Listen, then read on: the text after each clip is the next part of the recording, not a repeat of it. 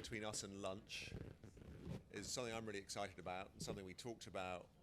The very start of our thinking about this event was, what do young people think about our industry and what do they want from us, from a shipping industry? So we're very lucky to have Vari Dunn and Sophie Bell from the City of Glasgow High School. Hope I got that name right, Chris. No, I didn't. High School of Glasgow. They're in their final year, so we'll have Vari's going to speak first, and then we'll show a short film before Sophie tells us what she thinks as well. Thank you very much. Yeah.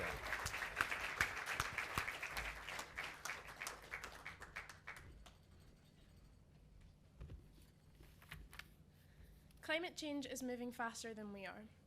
Imagine what Earth might look like if you were born 300 years from now. No seas, no rivers, no forests, half of the world uninhabitable. Trees and lakes simply a fairy tale from long ago. This is the way our world is heading. The Earth has lasted 3.5 billion years. It survived 5 ice ages, asteroids, volcanic eruptions, and so much more. But in the last 250 years since the Industrial Revolution, we have done more long-term damage to our planet than all of these other disasters combined. If we don't change anything, this will become the new reality. COP26, the miracle conference to stop climate change, full of bold promises, just like the previous 25. Young adults have been told to take a stand and use our voices, but we don't have the power to change things. The responsibility lies in the hands of adults and politicians who really can make a difference. I want my children to grow up surrounded by trees, to explore rainforests, to swim with fish, just like you did, not walk through barren deserts and swim amongst plastic bags.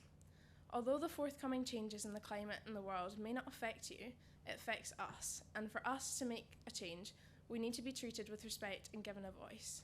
The number of young people worldwide who want change has been shown by Greta Thunberg's Fridays for Future protests. However, no matter how many students get involved in these protests, you adults need to take action, because by the time responsibility is passed on to us, it will be too late.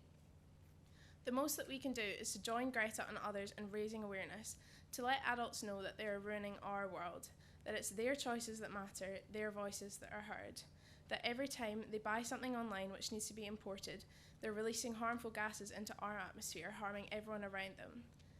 Every time they buy a plastic bag in the supermarket, they are killing sea life and polluting our oceans. We need to remind them that it's our world they are poisoning and our lives and future they are ruining. I want my children to die of old age and not climate change. Is that too much to ask?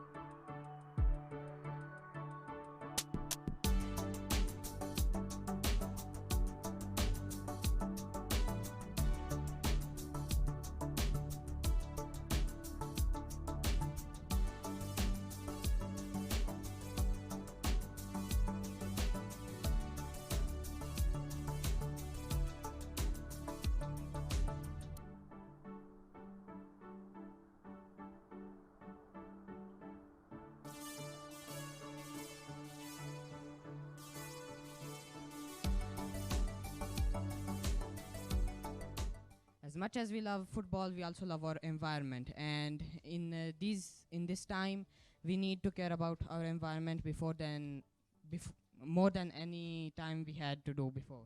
Try making the world better. People need to talk about like face to face and actually like make people understand how big of an issue it is. I think it's definitely came up on like my feed and stuff more often, but I've just not really looked into it. But I am worried. Obviously, I've seen like it's quite shocking. Obviously, with like the icebergs melting and stuff. Obviously, that is like a big thing. So I think I am definitely worried. Act now before it's too late, and also just remember that it affects people's futures and people's livelihoods. We need to do something now for the sake of our futures. Clean up the mess before we do, and do something about the climate change situation. like the way I live right now, it's going to be completely different from the way I live when I'm older. And when it gets further and further, I don't think people will be able to cope with it. And it'll be really difficult, so we'll need to really, really try and turn it around. We need to challenge climate change, and it needs to happen now for our generation and generations to come. The poorer countries can't really do nothing because they don't have the money for it yet, and the bigger countries could help the poorer countries advance faster. What we're going to do is like fish out trolleys from the Clyde or just any river in general and turn it into ramps or rails or anything for a skate park to be built. Also, we were going to take scrap skateboards and turn them into shelters or new skateboards. And we were going to also make clothes out of masks or spare clothes from other people. Unique because we are helping climate change and homeless people. Our idea is to take rainwater through pipes and filter it. Then we can give it to a homeless shelter.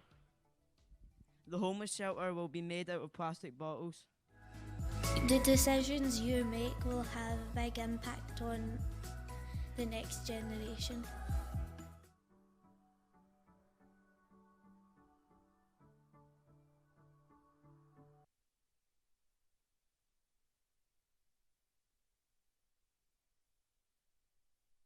Hi everyone, my name's Sophie. I'm in my final year of school and I'm here to tell you about the world that my generation needs from you. So as I approach the end of my high school career, I naturally spend a lot of time thinking about my future.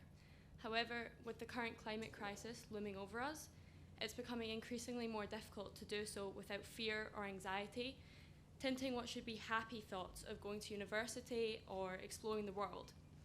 That's why I'm here to ask you to deliver what my generation needs to feel excitement for our future again.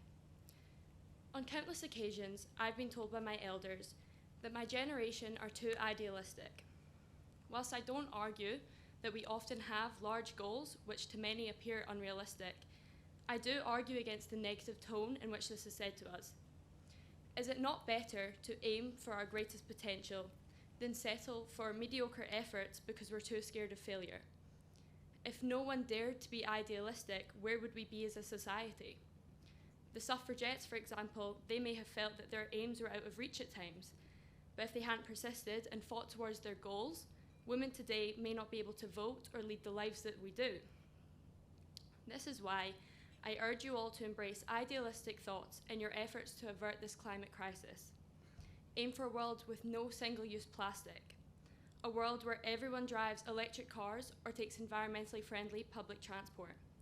Perhaps even a world where we can sustain our population without harming the environment and wildlife with which we share this planet. In other words, a world where young people can look towards our future with real hope. The time has come for you to stand up and take action. Thank you for listening.